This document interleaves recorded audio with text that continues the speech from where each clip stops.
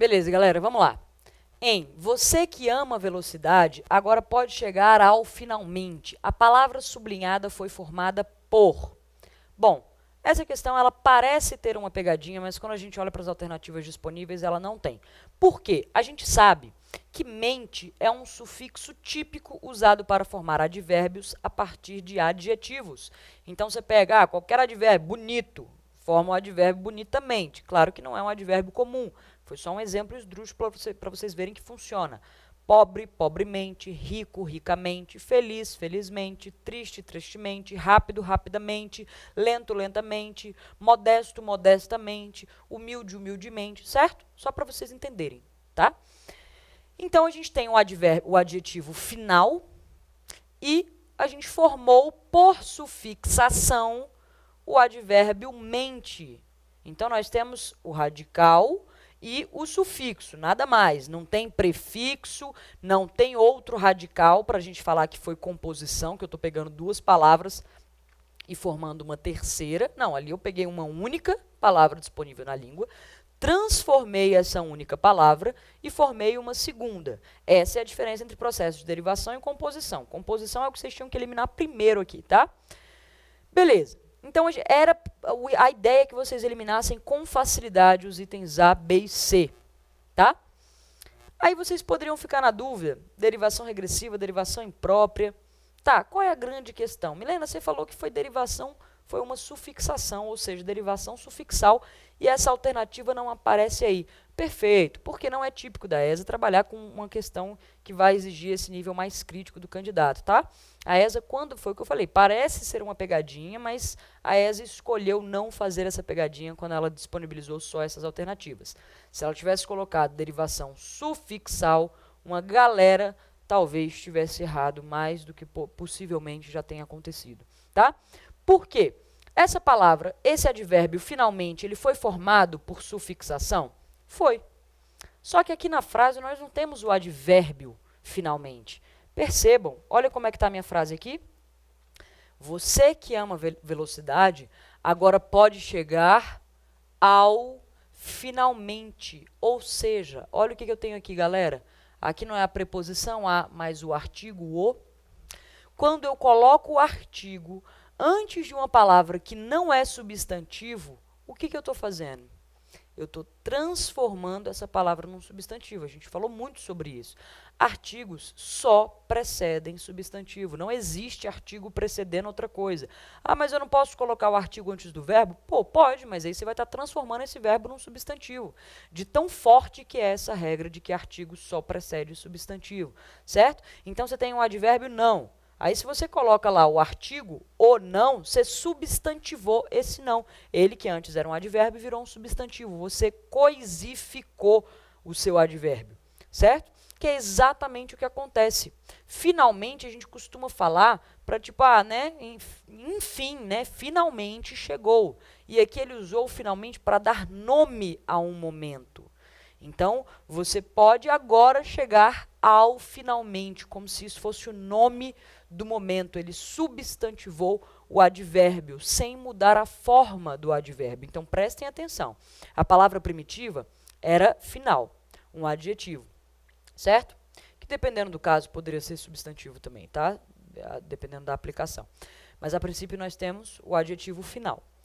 A partir do sufixo mente, ou seja, um processo de sufixação, a gente formou o advérbio finalmente, beleza? Do advérbio finalmente, nós saímos para o substantivo, o finalmente, que foi formado sem nenhuma alteração na palavra. Eu não tirei, eu não coloquei, eu não troquei, eu não substituí, eu não fiz nada. Eu só fiz o quê? Coloquei um artigo antes da palavra, mas a forma da palavra em si eu não mudei. O que é isso? Qual é o nome desse processo de formação de palavras? Quando a gente não muda nada na forma da palavra, mas muda a classe gramatical da palavra. Conversão, que também é chamada de derivação imprópria, certo? Então, é aquilo que eu já falei para vocês. A gente tem 6 processos de derivação. Os 4 primeiros falam sobre acrescentar elementos. O quinto fala sobre tirar elementos, que é a derivação regressiva. E a imprópria fala sobre não mudar nada e a palavra mudar de classe. Aí você fala, mas Milena, como você está falando que não mudou nada se a palavra primitiva é final? Aí que a gente tem que entender essas camadas de derivação. A palavra primitiva desse substantivo aqui não é final, é finalmente o advérbio. Beleza? Então, nós temos aí um caso de derivação imprópria, tá? Se tivesse a opção sufixal, poderia até dar mais confusão. Mesmo assim, não ia ter duplo gabarito. O gabarito ia continuar sendo derivação imprópria por conta do contexto, do artigo, mas ainda daria um pouco mais de confusão. A ESA, que não gosta de ter dor de cabeça com questão de prova, já tirou essa possibilidade, tá? Questão 10. O arcadismo brasileiro originou-se e teve maior expressão em Minas Gerais. Não vou me aprofundar muito, porque, como vocês sabem, não é a minha área de especialização, eu gosto de estudar literatura, em associação com os períodos históricos, com as tendências artísticas, mas, para isso, aí uma busca rápida, um conhecimento rápido do arcadismo consegue dar para vocês, tá? Então, acredito que essa vai ser a resposta do gabarito oficial. Penúltima questão. Fiz-lhe sinal que se calasse. A palavra que é. Vocês têm que perceber aqui o seguinte. Vamos interpretar, tá? Interpretar e fazer a análise morfossintática junto, paralelamente. Primeiro, esse que aqui, ele não é sinônimo de para quê? Não é comum, tão comum assim, a gente fazer essa substituição. Mas ele é sinônimo de para quê, se vocês observarem bem. Fiz-lhe sinal para que se calasse. Fiz-lhe sinal com que propósito, com que intenção, com que objetivo e finalidade você fez sinal para ele? Para ele se calar, para ele ficar quieto, não falar besteira, certo? Então, se ele é sinônimo de para quê, expressando finalidade, propósito, objetivo, nós estamos diante de uma conjunção, certo? Se a gente observasse aqui, ó, as outras possibilidades, para ele ser pronome, ele seria um pronome relativo. Ele deveria ser substituído por o qual. Fiz-lhe sinal o qual se calasse.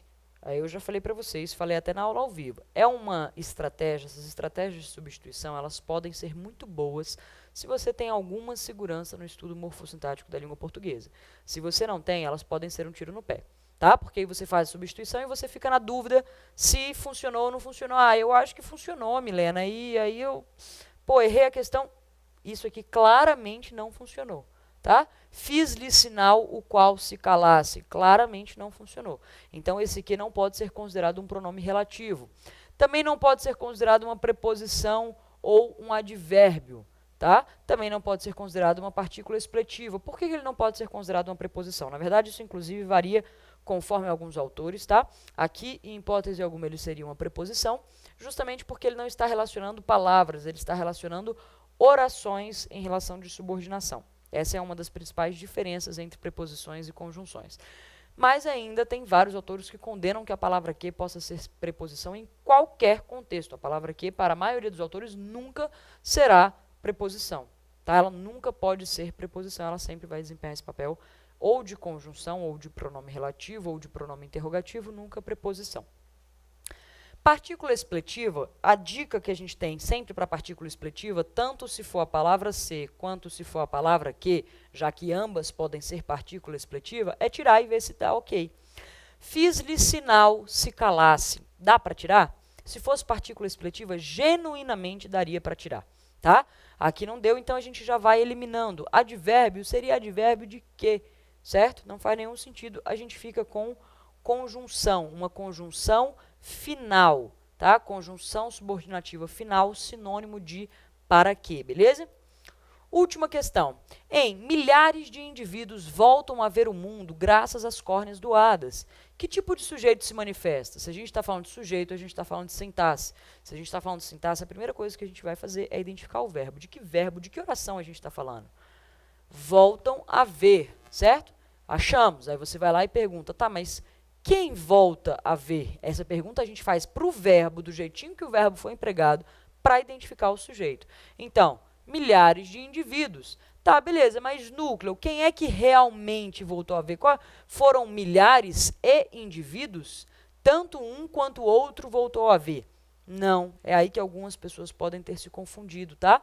Eu tenho um único núcleo que é indivíduos, certo? Na verdade, isso inclusive é até controverso, alguns autores têm outra abordagem, né? Outra abordagem quanto a essa questão da do numeral dentro do sujeito, tá? O fato é, você nunca vai entender os dois como núcleo, nunca. Isso com segurança, tá?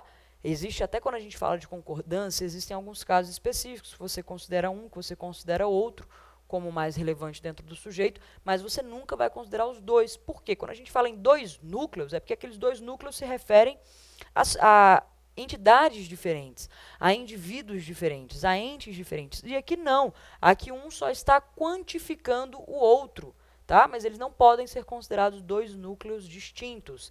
Então, o único núcleo que nós vamos considerar é a palavra indivíduos e não interessa quantos sejam, tá? Não interessa se eu tenho um indivíduo, dois indivíduos, três indivíduos, milhares de indivíduos, milhões de indivíduos, não interessa. A palavra pode estar no plural, mas se eu tenho um único núcleo, o meu sujeito vai ser sempre simples, certo? A não ser que eu tenha um e outro indivíduos.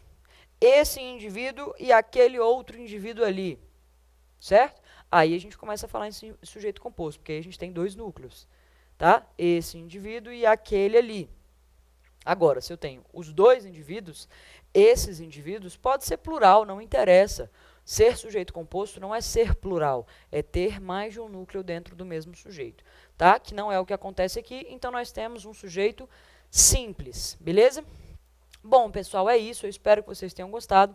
Qualquer coisa que mudar com o gabarito oficial eu acho difícil, mas se houver alguma mudança com o gabarito oficial, a gente faz questão de soltar uma nota de esclarecimento, alguma coisa, fazer uma recorreção, tá, que possa esclarecer. Eu espero que vocês tenham ficado satisfeitos com a correção, espero que tenham ficado satisfeitos com o desempenho de vocês na prova. E continuem se preparando, continuem revisando esse conteúdo. A gente viu que a ESA mostrou uma pista aí para novas tendências para os próximos anos, né, para as próximas provas. Então, a gente tem que ficar atento sempre nessas possíveis mudanças de comportamento, tá bom? Qualquer dúvida, eu estou à disposição no fórum para vocês, para a gente esclarecer tudo que ainda tiver permanecido pendente, tá? Bom estudo para todo mundo, até a próxima!